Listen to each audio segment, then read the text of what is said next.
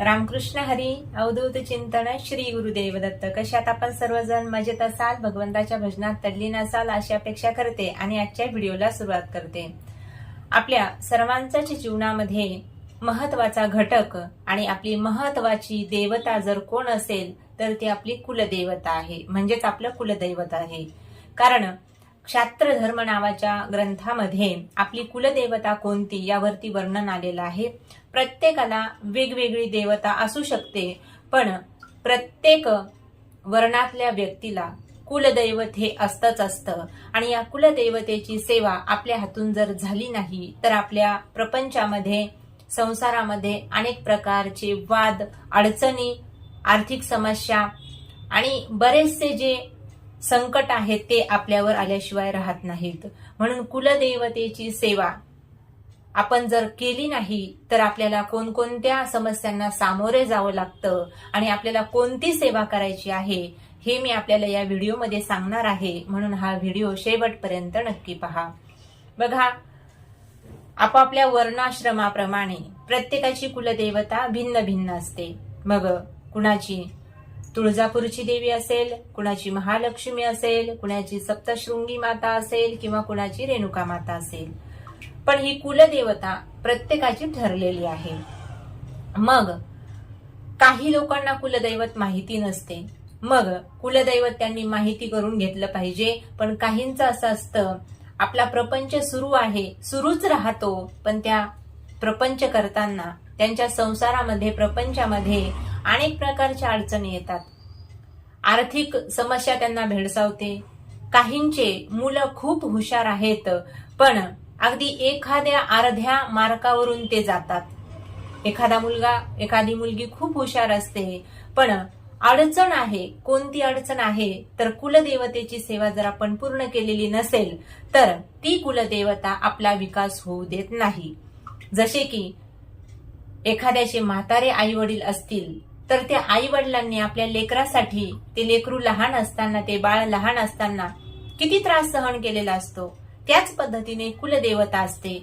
आपल्याला लहानचं मोठं करण्यासाठी ते सहाय्य करतात, मदत करतात आणि सर्वांगीण विकास आपला घडवून आणण्यासाठी कुलदेवतेचा आपल्यावर वरदहस्त असतो. मग मोठे झाल्यानंतर आपण जेव्हा प्रपंच करायला लागतो त्यावेळी आपण त्यांची जर सेवा केली नाही तर ते दैवत जे आहे ते आपल्यावरती रागावतं, आपल्यावरती कोपतं आणि यामुळेच आपला जो विकास आहे, जी भरभराट आहे ती काय होते तर थांबते. या सगळ्या गोष्टी कशामुळे होतात तर कुलदेवतेच्या कोपामुळे होतात. म्हणून कुलदैवताची सेवा करणं अतिशय गरजेचं आहे आणि ते महत्वाचं सुद्धा आहे.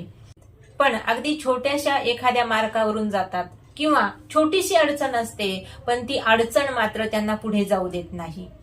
काही घरामध्ये इतका पैसा आणतात, इतकं धन असतं त्यांच्या घरामध्ये, पण ते कुठे जातं, त्याचं काय होतं तेच काही कळत नाही. काहींकडे खूप काही असतं, पण अचानक सर्वच्या सर्व त्यांच्या हातून निघून जातं. किंवा सगळं काही चांगलं असताना घरातले जे माणसं आहेत एकमेकावर चिडचिड करतात. आता का चिडचिड करतात, का रागवतात एकमेकावर, का भांडणं करतात, त्यांचं त्यांनाच माहिती नसतं. मग अशा वेळी काय करावं, कुठे जावं, नाही का, कुणाला साकडं घालावं हे आपल्याला काही कळत नाही. आता अशा गोष्टी पितृदोषामुळे सुद्धा होतात आणि कुलदेवतेच्या कोपामुळे सुद्धा होतात. तर आपल्याला कुलदेवतेची सेवा कोणती करायची आहे ते सुद्धा मी आपल्याला सांगणार आहे.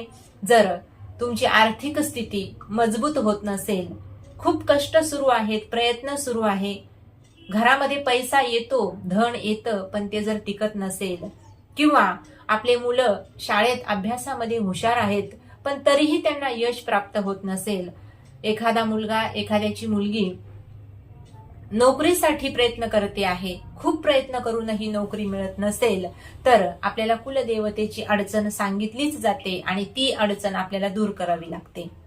किंवा एखाद्या व्यक्तीला घरामध्ये पडून राहतो व्यक्ती, कशामुळे, काय आजार आहे तेही समजत नाही आणि आजाराचं निदान झाल्यानंतर अगदी क्षुल्लक आजार असतो, पण त्या व्यक्तीला घरातून लवकर उठून चालता सुद्धा येत नाही.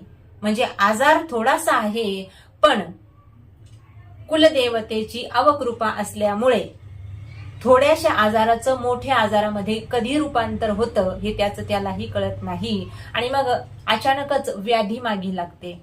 मग जे सगळं शरीर आहे अगदी सुदृढ असतो आपण, पण अचानकच व्याधी आपल्या मागे लागते. घरामध्ये वाद होतात, भांडणं होतात, कटकटी होतात, धन येतं पण टिकत नाही आणि मग अशा वेळी काय करावं काही कळत नाही. आपण अनेक जाणत्या लोकांकडे जातो आणि ते आपल्याला सांगतात की तुमची कुलदेवतेची जी सेवा आहे, मान मान्यता आहे ती तुम्ही केलेली नाही. मग आता मान मान्यता करण्यासाठी आपल्याला त्या स्थानावर जावं लागतं. पण ते आपल्याला सांगतात, काय सांगतात की तुमची कुलदेवता कुठलीही असतो तर कुलदेवतेची सेवा म्हणून तुम्ही दुर्गा सप्तशती पाठाचं पठण करा आणि घरातल्या माणसाला सांगितलं जातं की तुम्ही जे मल्हारी सप्तशती नावाचा जो ग्रंथ आहे त्याचं पठण करा. हे दोन्ही ग्रंथ आपल्या कुळाच्या उज्ज्वल भवितव्यासाठी आपण याचं पठण आपल्या घरात केलं पाहिजे. तर हे जे आहे ते दुर्गा सप्तशती नावाचा छोटासा ग्रंथ आहे, आपण आपल्या घरामध्ये तो ठेवला पाहिजे. आणि दुसरा आहे मल्हारी सप्तशती. हा जो ग्रंथ आहे हा पण छोटा आहे, प्रासादिक आहे आणि याचं पठण घरातल्या पुरुषाने करायचं आहे. आता खूप अडचण असेल तर 11 दिवस सलग याचं पठण आपल्याला करायचं आहे. आता जे नियम आहेत नाही का, बाहेरचं खायचं नाही, ब्रह्मचार्य व्रताचं पालन करायचं.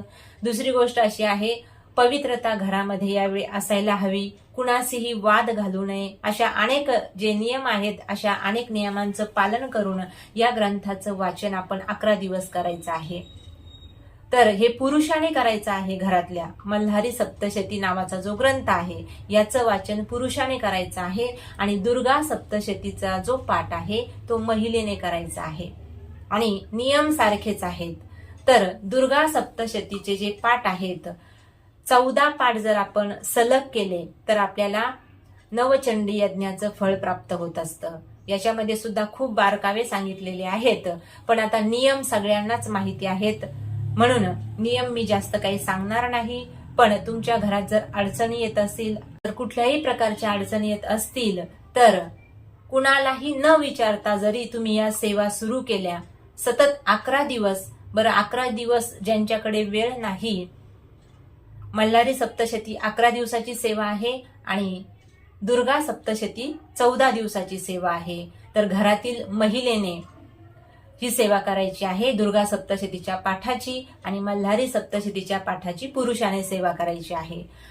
मल्हारी सप्तशतीचा पाठ 11 दिवसाचा असतो आणि जे दुर्गा सप्तशती आहे त्याचा पाठ आपण 14 दिवस करायला पाहिजे. हा घरातील महिलेने केला पाहिजे. तर आता काहींकडे सतत 14 दिवस किंवा 11 दिवसाचा वेळ नसतो, मग जो दुर्गा सप्तशतीचा पाठ आहे तो पाठ आपण अष्टमीच्या दिवशी, नवमीच्या दिवशी, पौर्णिमेच्या दिवशी, मंगळवारी आणि शुक्रवारी अशा पद्धतीने पूर्ण करायचा आहे. आणि जो मल्हारी सप्तशतीचा पाठ आहे, जर पुरुषाला घरातल्या वेळ नसेल, आणि पुरुषांना तर वेळ नसतो कारण नोकरी, व्यवसाय, जबाबदारी असते, म्हणून त्यांनी रविवार आणि सोमवार या प्रकारे हा पाठ पूर्ण करायचा आहे. म्हणजेच काय होईल, आपल्या घरातील ज्या अडचणी आहेत, आर्थिक अडचण आहे, अगोदर सांगितल्याप्रमाणे ज्या काही तुमच्या समस्या आहे त्या समस्याचं निराकरण होईल.